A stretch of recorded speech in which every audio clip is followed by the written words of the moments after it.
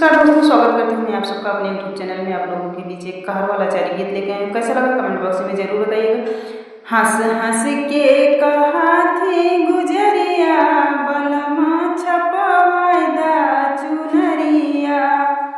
हंस हंस के कहा थी गुजरिया, बलमा छपवायदा चुनरिया।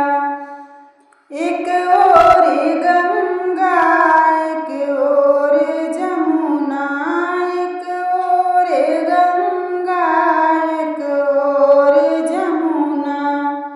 बिचवा में सरजू लहरिया, बलम छपवायदा चुनरिया। बिचवा में सरयू लहरिया, बलम छपवायदा चुनरिया।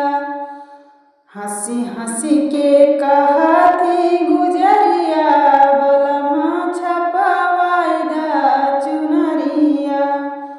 एक और चंदा एक और सूरज, एक और चंदा एक और सूरज। बिचवा में तारा जरिया, बलमा छपवायदा चुनरिया। बिचवा